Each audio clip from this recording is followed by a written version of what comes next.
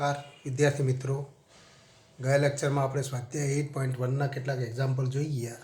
હવે એથી આગળ વધીએ તો example number 11, a plus B raise to 4 minus a minus B raise to 4 શોધો. તે પરથી √3 plus √2 raise to 4 minus √3 minus √2 raise to 4નું મૂલ્ય શોધો. હવે અહીંયા વિસ્તરણ કરીને પણ ગણતરી કરી શકાય, પણ દ્વિપદી પ્રમેયથી વિસ્તરણ કરીએ તો ગણતરી સરળ થાય. તો બંને પદ માટે આપણે ગણતરી કરીએ કે અહીં આપણે કહી શકીએ a plus B raise to 4. તો એનું વિસ્તરણ કરવું તો a plus B raise to 4. તો a પ્લસ બીની n ઘાત, એના માટે વિસ્તરણનું સૂત્ર જાણીએ છીએ. તો a raise to 4 plus 4c1 a raise to 3 into તો b plus 4c2 a raise to 4 minus 2 એટલે કે 2 ઇન્ટુ બી સ્ક્વેર પ્લસ 4c3 તો a રેઝ ટુ 4 માઇનસ 3 એટલે કે 1 into B cube plus B raise to 4. તો આ પ્રમાણે આપણને તો વિસ્તરણ મળે. અને તો તથા તો હવે આનું સાદુરૂપ આપી દઈએ તો a raise to 4 plus 4c1 એટલે કે 4 ઇન્ટુ તો 4 એ ક્યુબ બી પ્લસ 4c2 એટલે કે 4 ઇન્ટુ 3/2 એટલે કે 6, તો plus 6 into A square B square plus 4c3 એટલે કે 4c1 તો plus 4 A into B cube plus B raise to 4. તો માટે આપણે લખી શકીએ a પ્લસ બીની 4 ઘાત, તો એનું વિસ્તરણ આ જ મળે. તે જ રીતે a માઇનસ બીની 4 ઘાત એનું વિસ્તરણ કરીએ તો એમાં માત્ર બીજા પદમાં તો ત્યારબાદ ચોથા પદનું ચિહ્ન માઇનસ થશે. એટલે કે એનું વિસ્તરણ લખવું હોય તો પણ લખી શકીએ, પણ અહીંયા સીધું વિસ્તરણ પણ લખી શકાય કે એના માટે તો a રેઝ ટુ 4 બીજા પદનું ચિહ્ન માઇનસ મળે, -4 એ ક્યુબ બી ફરી plus 6 into A square B square -4 into A into B cube, તો ચિહ્ન પ્લસ માઇનસ મળે પ્લસ બી રેઝ ટુ 4. તો આ મળે. તો દ્વિપદી તો વિસ્તરણ માટેના સૂત્રના આધારે આ વિસ્તરણ આપણે સીધું લખી શકીએ. માટે તો a plus B raise to 4 plus a minus B raise to 4. તો આ બંનેનો સરવાળો કરો. આ બાજુનો આપણે સરવાળો કરીએ તો આ બાજુ તો જે વિસ્તરણ આપણને મળે છે એનો સરવાળો કરતાં તો આપણે જોઈ શકીએ છીએ કે બીજું પદ અને ચોથું પદ તો એના ચિહ્ન પરસ્પર વિરોધી, માટે તો એ બંને પદ કેન્સલ થાય. બાકીના પદ બે ગણા થાય, માટે તો ઇક્વલ ટુ 2 ટાઈમ્સ આપણે લખી શકીએ a રેઝ ટુ 4. તો 2 times a raise to 4 plus 6 into A square તો બી સ્ક્વેર, કારણ કે 2 વડે આપણે ગુણેલા છે તો 6 ઇન્ટુ 2 એટલે કે 12, તો સરવાળો 12 થાય, તો 2 આપણે સામાન્ય લઈ લીધા પ્લસ તો બી રેઝ ટુ 4. તો આ આપણને તો સરવાળો મળે. તો માટે તો જે માગેલું મૂલ્ય થાય, માગેલું સૂત્ર થાય. હવે આમાં આપણે તો આ કિંમતોનો ઉપયોગ કરીએ તો એના આધારે તો માટે તો સૂત્રમાં તો આ મળે એમ કહી શકાય. હવે આનું વિસ્તરણ લખવું હોય તો પણ લખી શકાય 2 times a raise to 4 plus 12 a square B square plus 2 B raise to 4. એ રીતે લખો તો પણ વાંધો નથી, અને બે સ્વરૂપે લખી શકાય, પણ આ જ સ્વરૂપે આપણે જવાબ લખીશું. હવે આ સૂત્રમાં a ઇક્વલ ટુ √3 અને b ઇક્વલ ટુ √2 લેતા, તો માટે આપણે લખી શકીએ માટે તો √3 plus √2 raise to 4 plus a equal to √3 તો √3 માઇનસ √2 રેઝ ટુ 4 અને ઇક્વલ ટુ તો 2 ટાઈમ્સ a રેઝ ટુ 4 એટલે કે √3 રેઝ ટુ 4 પ્લસ 6 ઇન્ટુ √3નો સ્ક્વેર એટલે કે 3, તો 6 ઇન્ટુ 3 ઇન્ટુ √2નો સ્ક્વેર તો 2 પ્લસ √2⁴ તો આ સ્વરૂપ મળે અને ઇક્વલ ટુ 2 ઇન્ટુ √3⁴ એટલે કે 3નો વર્ગ અને 3નો વર્ગ એટલે કે 9 પ્લસ 3 ઇન્ટુ 2 એટલે કે 6 ઇન્ટુ 6 એટલે કે 36 પ્લસ 2નો વર્ગ √2⁴ એટલે કે 2નો વર્ગ એટલે કે 4 અને ઇક્વલ ટુ 2 ઇન્ટુ 49 અને ઇક્વલ ટુ 98 તો આ માગેલી કિંમત થાય તો માગેલું મૂલ્ય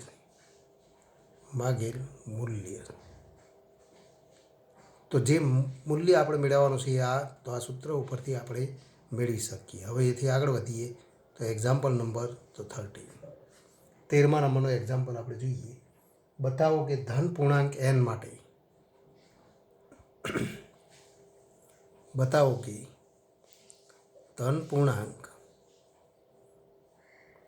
n માટે 9n+1 તો 9n+1 minus 8 into n minus 9a 64 વડે વિભાજ્ય.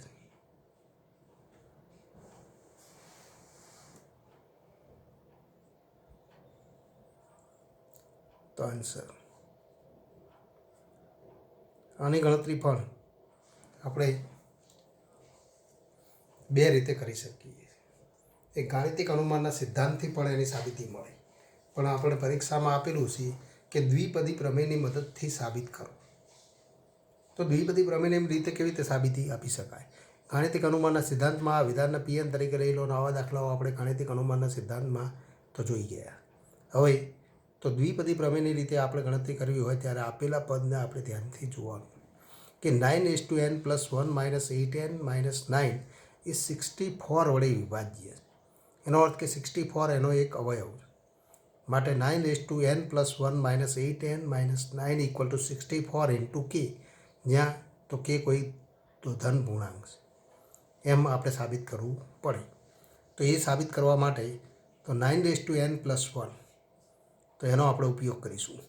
તો 9 તો અહીં 9n+1 પણ 9 ઇક્વલ ટુ તો 1 + 8 તો 1 + 8n+1 પણ 1 + xની n+1 ઘાત nની જગ્યાએ n+1 તો 1 + xની n ઘાતનું વિસ્તરણ સૂત્ર આપણે જાણીએ.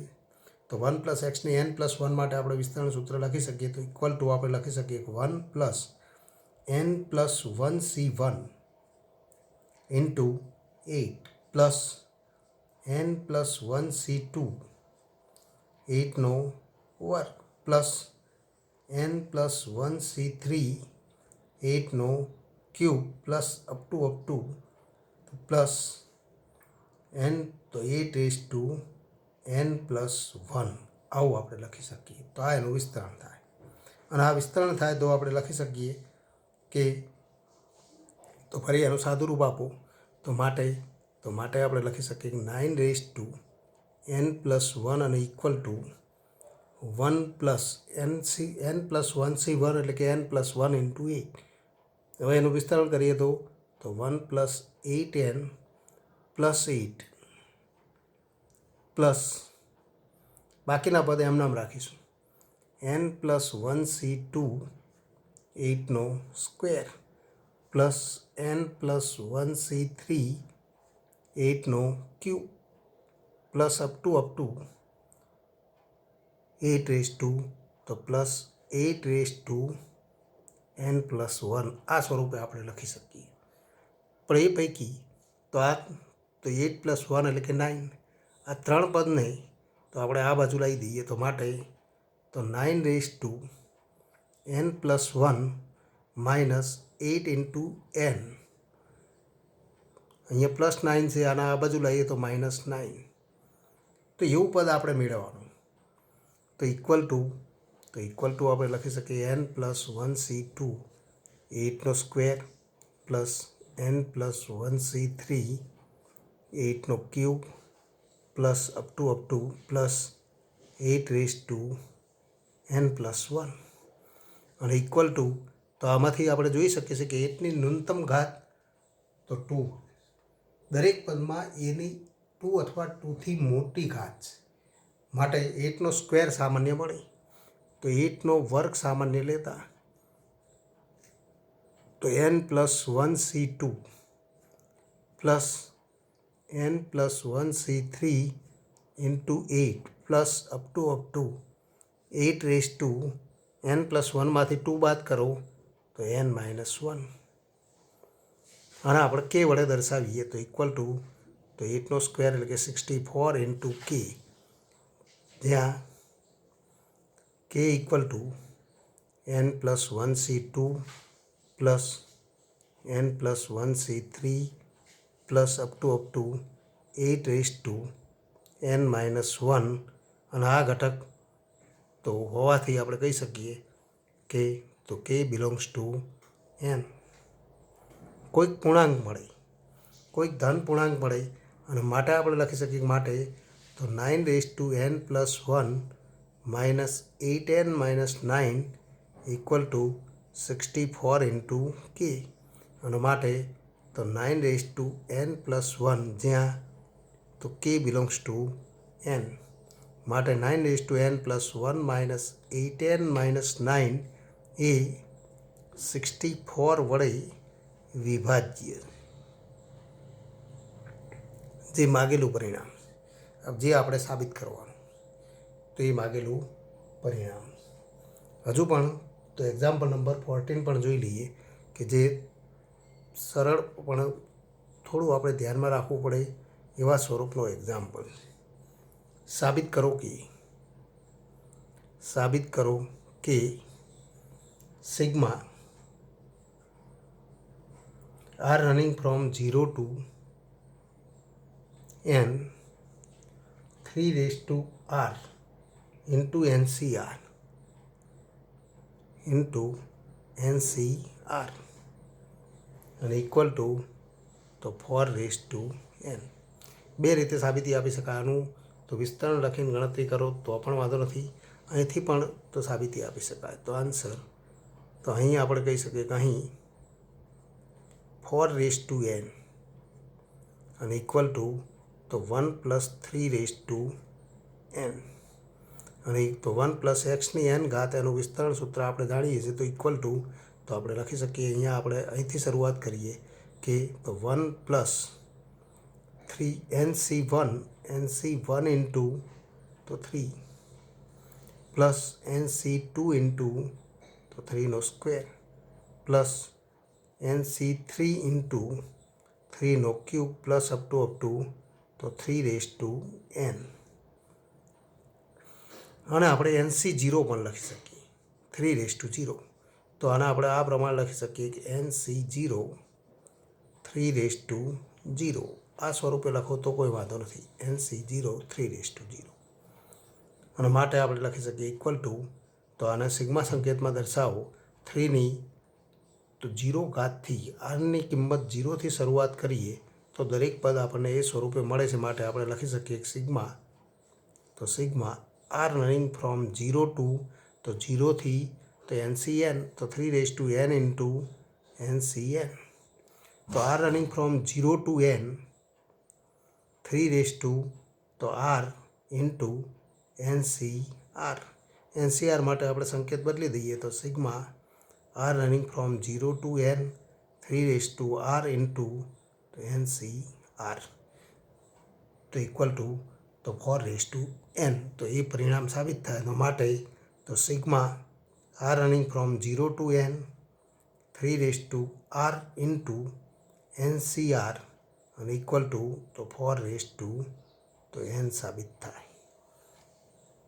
તો એ માગેલું પરિણામ. તો હવેથી આગળ વધીએ તો દ્વિપદી વિસ્તરણમાં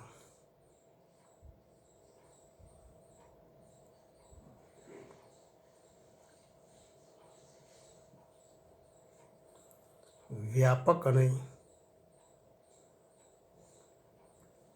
મધ્યમ પદો. તો વ્યાપક પદ અને મધ્યમ પદ એનો આપણે અર્થ જોઈએ તો આપણે જાણીએ છીએ કે તો a પ્લસ બીની n ઘાતનું વિસ્તરણ, તો દ્વિપદી વિસ્તરણ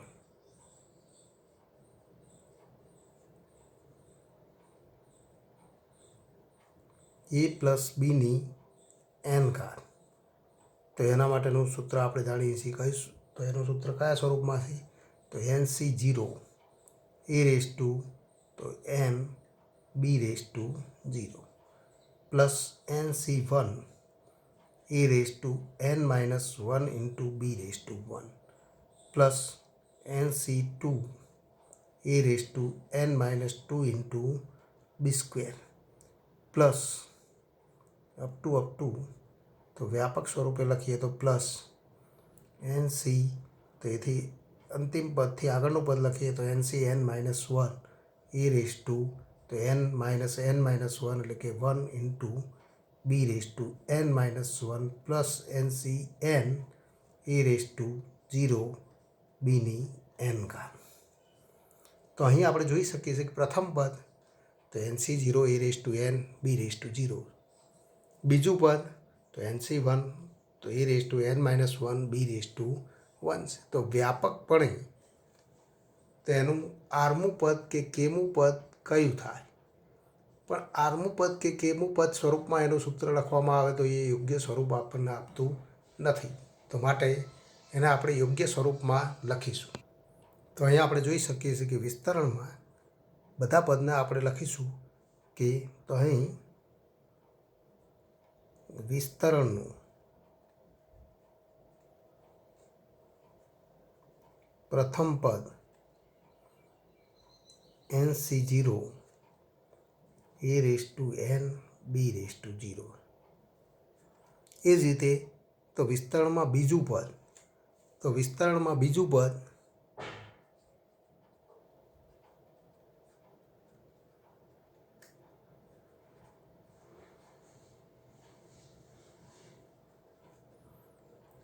તો NC1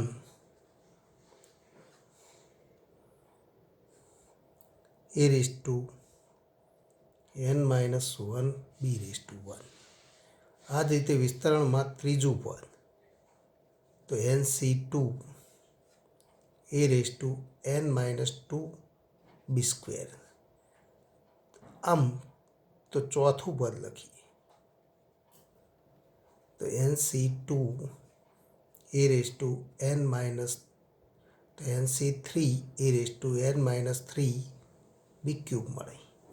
વ્યાપકપણે આપણે કહી શકીએ કે વિસ્તરણમાં તો આઠમું પદ લખવું હોય તો કેવી રીતે લખી શકાય? તો અહીંયા ચોથું પદ હોય તો NC3 છે, માટે આઠમું પદ હોય તો NC7 a raise to n minus 7, આ બંનેનો તફાવત ઇન્ટુ b રેસ ટુ 7, આ પ્રમાણે લખી શકાય. અને વ્યાપકપણે આપણે કહી શકીએ કે આ રીતે તો આઠમાને બદલે તો વિસ્તરણનું આરમું તો આરમું નહીં પણ r પ્લસ 1મું, અહીંયા 7 છે તો 7 પ્લસ 1 એટલે કે આઠમું પદ, તો આપણે લખી શકીએ કે વિસ્તરણનું r પ્લસ 1મું પદ, કારણ કે એના માટે આપણે સૂત્ર યોગ્ય સ્વરૂપે લખી શકીએ છીએ. માટે r પ્લસ 1મું પદ હોય તો આપણે લખી શકીએ કે આઠમું પદ હતું તો 7 હતા, તો r પ્લસ 1મું પદ હોય તો NCR, તો NCR આપણે લખી શકીએ NCR a raise to n minus r b raise to r મળે. અને જેને આપણે વ્યાપક પદ કહીશું, એટલે કે વ્યાપક પદ કેમું કે આરમું પદ નહીં પણ r પ્લસ 1માં પદ સ્વરૂપે આપણે લખીએ છીએ, કારણ કે એનું સૂત્ર આપણે સરળતાથી યાદ રાખી શકીએ છીએ. આમ આપણે કહી શકીએ કે આમ તો દ્વિપદી વિસ્તરણનું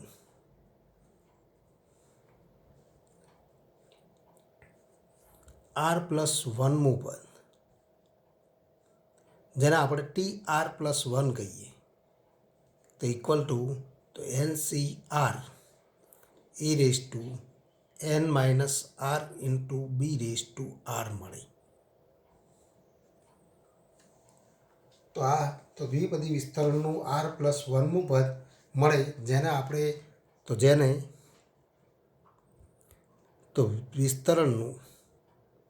દ્વિપદી વિસ્તરણનું વ્યાપક પદ કહેવાય.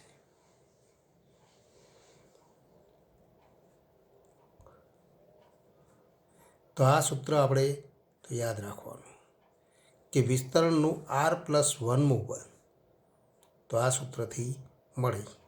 હવે તો વિસ્તરણનું મધ્યમ પદ, તો મધ્યમ પદનો અર્થ કરીએ મધ્યમ પદ. તો મધ્યમ પદ તો આપણે તો આંકડાશાસ્ત્રમાં કેટલાક અર્થ જોઈ ગયા કે જ્યારે આપણને માહિતી આપેલી હોય અને અવલોકનોની સંખ્યા આપેલી હોય તો એમાં મધ્યમ પદ કેવી રીતે મેળવી શકાય. જો આપેલી માહિતીમાં આપેલા અવલોકનોની સંખ્યા n યુગ્મ હોય અને અયુગ્મ હોય તો બે વિકલ્પ દ્વારા આપણે મધ્યમ પદ મેળવીએ.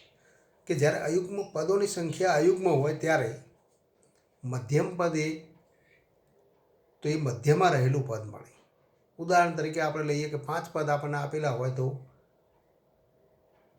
તો ત્રીજું એટલે કે મધ્યમાં રહેલું પદ એને આપણે મધ્યમ પદ કહીએ છીએ. તો ત્રીજું પદ એ બરાબર મધ્યમાં રહેલું પદ છે, કારણ કે ત્રીજા પદની અગાઉ 2 પદ અને તો ત્યારબાદ પણ 2 પદ છે. કુલ 5 પદ આપણને આપેલા હોય પણ n તો 4 હોય, 4 પદ આપણને આપેલા હોય એટલે કે અવલોકનોની સંખ્યા 4 હોય ત્યારે તો 2 પદ એક બાજુ રાખીએ, 2 પદ એક બાજુ રાખીએ તો મધ્યમાં કોઈ પદ મળે નહીં.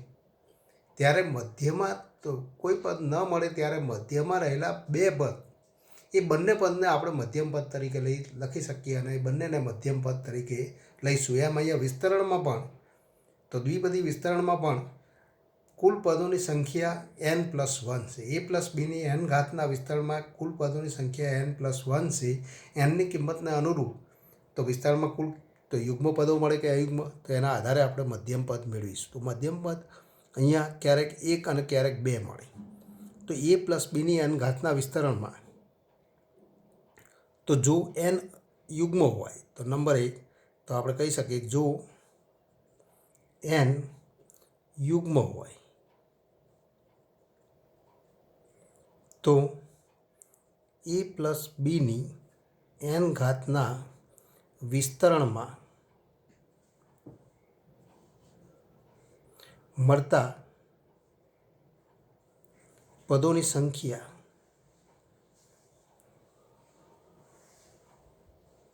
n+1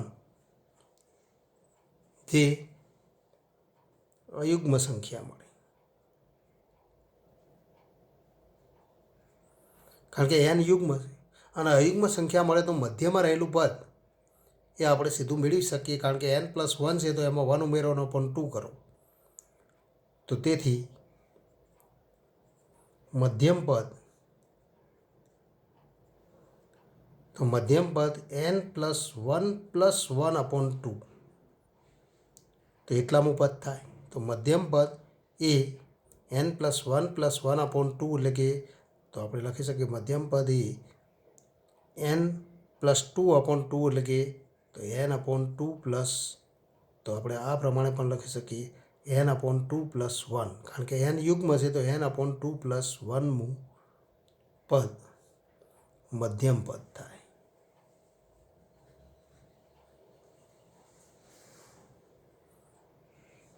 તો આ મધ્યમ પદનો ક્રમ મળે. તો મધ્યમ પદનો ક્રમ આપણે આ સૂત્રથી યાદ રાખી શકીએ. n/2+1 પણ n કેવું હોય યુગ્મ હોય તો એને 2 વડે ભાગી દો અને +1 કરો. દાખલા તરીકે n5 હોય તો 5/2 અહીંયા આપણે કહી શકીએ n = 6 હોય તો 6/2 એટલે કે 3 3+1 એટલે કે તો ચોથું પદ એ મધ્યમ પદ થાય. આપણે સીધું લખી શકીએ. પણ તો એક સૂત્ર આપણે આ સીધું મધ્યમ પદનો ક્રમ યાદ રાખવો હોય તો આ રીતે લખી શકીએ. તથા આપણે કહી શકીએ તથા વ્યાપક પદ ઉપરથી મધ્યમ પદ મેળવવા માટે તો તથા વ્યાપક પદમાં તો આપણે આ પણ સૂત્ર યાદ રાખી શકીએ. વ્યાપક પદમાં તો r = તો અહીંયા આપણે જોઈ શકીએ વ્યાપક પદ સાથે આને સરખાવો tr+1 તો આની કિંમત n/2 થાય. તો વ્યાપક પદમાં r = n/2 લેતા tr+1મું પદ તો એ મધ્યમ પદ મળે.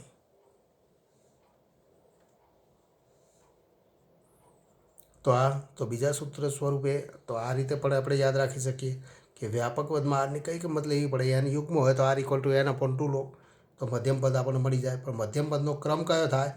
તો એન અપોન 2 પ્લસ 1મું પદ એ મધ્યમ પદનો ક્રમ દર્શાવે. તો આપણે કહી શકીએ કે જો એન યુગ્મ હોય તો એક જ મધ્યમ પદ મળે, એન યુગ્મ હોય તો એક મધ્યમ પદ મળે. આમ આપણે કહી શકીએ કે આમ જો એન યુગ્મ હોય તો એક મધ્યમ પદ મળે.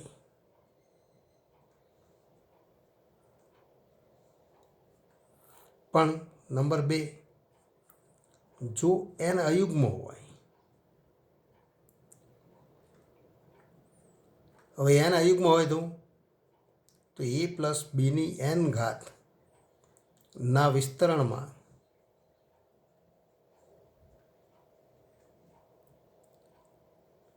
તો મળતા પદોની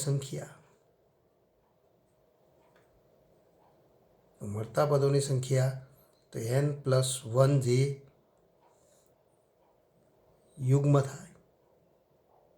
અને યુગ્મ સંખ્યામાં પદોની સંખ્યા હોય તો મધ્યમ પદ તો 2 મળે.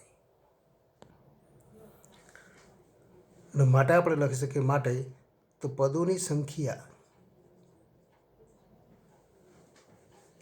યુગ્મ હોવાથી 2 મધ્યમ પદ મળે. તથા તેનો ક્રમ કયો થાય? તો તેનો ક્રમ આપણે મેળવી શકીએ. 2 મધ્યમ પદ મળે તો ક્રમ કયો થાય? તો એ આપણે જોઈ ગયા કે n પ્લસ 1 જે યુગ્મ થાય તો n પ્લસ 1 તો n પ્લસ 1 અપોન 2 તો એને 2 વડે ભાગી દો. n અયુગ્મ હતા પણ n પ્લસ 1 તો યુગ્મ થાય, અને યુગ્મ થાય તો એને 2 વડે ભાગો અને તો 1 ઉમેરો અને 1 બાદ કરો તો એ 2 મધ્યમ પદ મળે. એટલે કે n પ્લસ 1 અપોન 2 માઇનસ 1 અને n પ્લસ 1 અપોન 2 પ્લસ 1મું પદ મધ્યમ પદ થાય.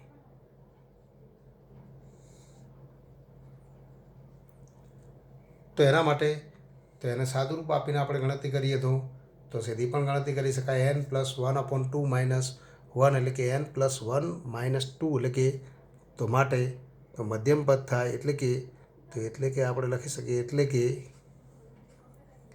2 લસા લઈ લઈએ તો n પ્લસ 1 માઇનસ 2 એટલે કે n માઇનસ તો 1 અપોન 2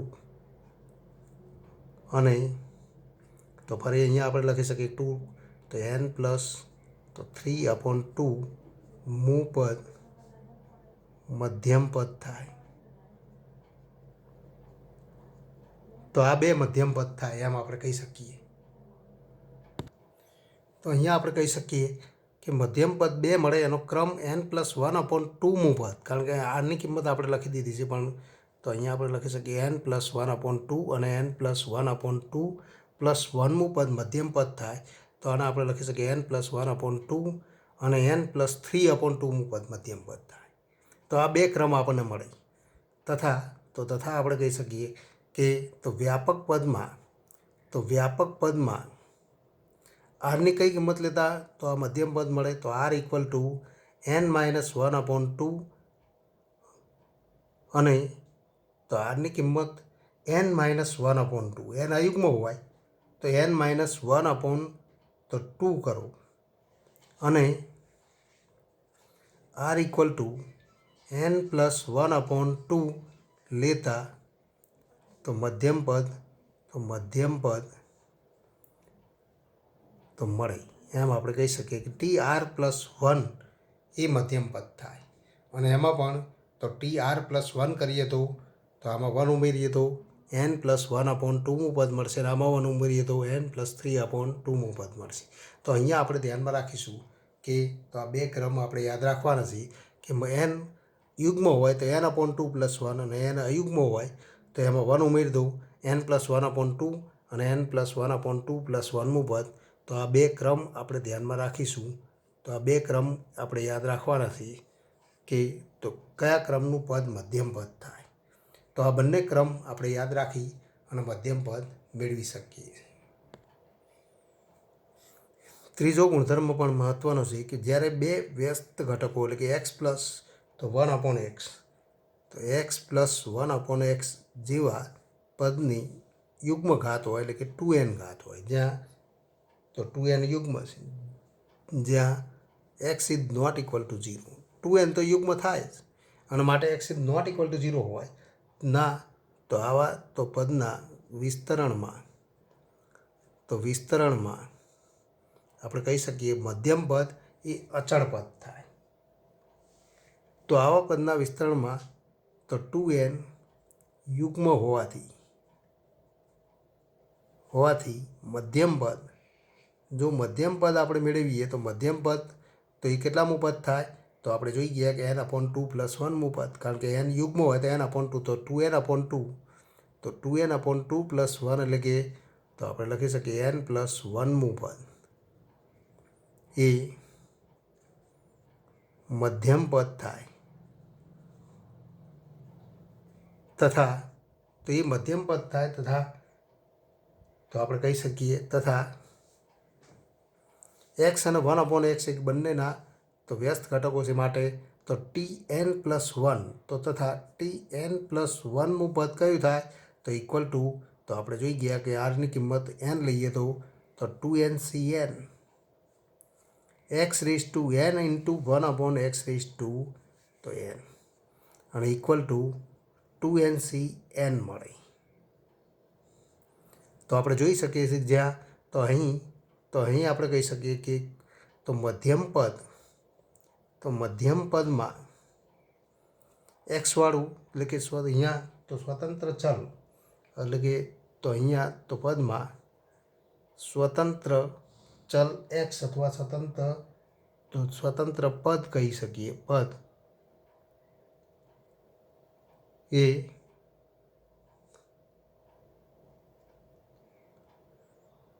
એટલે કે અહીંયા આપણે કહી શકીએ પદમાં એક્સથી સ્વતંત્ર પદ એ અચળ પદ થાય. તો મધ્યમ પદ તો અહીં મધ્યમ પદમાં એક્સની ઘાત 0 થાય, શૂન્ય થાય. એક્સની ઘાત શૂન્ય થાય એટલે કે તો એક્સથી સ્વતંત્ર પદ મળે.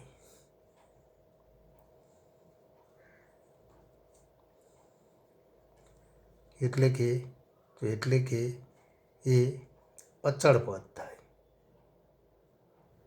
અચળ પદ તો થાય. આમ મધ્યમ પદ એ અચળ પદ મળે. એ ઉપરાંત આપણે કહી શકીએ કે આ વ્યાપક પદથી તો વ્યાપક પદ tr+1 અને equal two ncr e⁻n - r × b⁻r એ અને બી જો કોઈ ચલ એક્સ અને વાયના પદો હોય તો એમાંથી તો આ વિસ્તરણમાં એક્સની કોઈ પણ ઘાત ધરાવતું પદ કે વાયની કોઈ પણ ઘાત ધરાવતું પદ એ આપણે મેળવી શકીએ છીએ. એના માટે ઉદાહરણ દ્વારા તો એ અર્થ આપણે તો સમજીશું.